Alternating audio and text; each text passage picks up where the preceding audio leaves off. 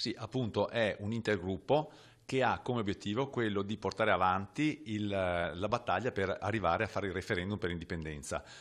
Hanno già aderito appunto più della maggioranza dei consigli regionali, maggioranza assoluta. L'idea è quella di promuovere questa idea attraverso varie iniziative, come abbiamo visto, l'organizzazione di convegni internazionali, abbiamo contatti sia in Scozia che in Catalogna con i massimi esponenti politici che hanno già dato in linea di massima la loro adesione per aiutarci e per aderire a queste iniziative. Vogliamo farlo anche con dei giuristi qui a livello veneto. L'idea è poi quella anche di organizzare delle riunioni sul territorio per sentire l'opinione dei cittadini in proposito, quindi coinvolgendo anche le amministrazioni locali. Tutta una serie di iniziative che questo intergruppo può fare, è necessario che sia l'intergruppo del Consiglio regionale a farle, perché il nostro obiettivo è quello di far valere questo diritto, che è il diritto all'autodeterminazione, che secondo noi è anche la soluzione dei problemi che ha il Veneto, l'unica soluzione possibile.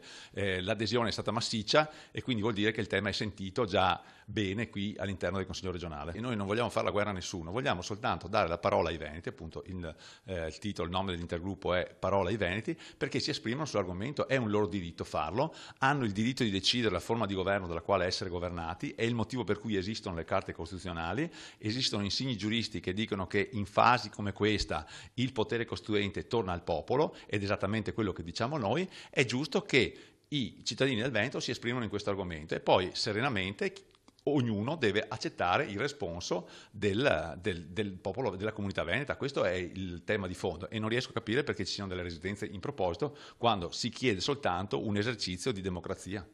Ma la nostra iniziativa, almeno per quanto mi riguarda, si inserisce in un contesto europeo dove bisogna ricostruire l'Europa superando gli attuali stati-nazione nati nel 1800. Bisogna fare come sono gli Stati Uniti d'America, un governo federale europeo con i territori. Oggi viviamo una grande contraddizione, una moneta unica, una politica divisa, e questo non può andare così.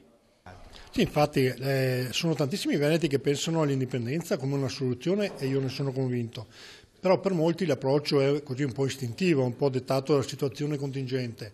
Quello che vogliamo fare con questo intergruppo è un approfondimento culturale perché ci sia una presa di coscienza da parte dei veneti che è un passaggio necessario per la nostra terra, per il nostro futuro, ma anche necessario che capiamo quali sono le condizioni.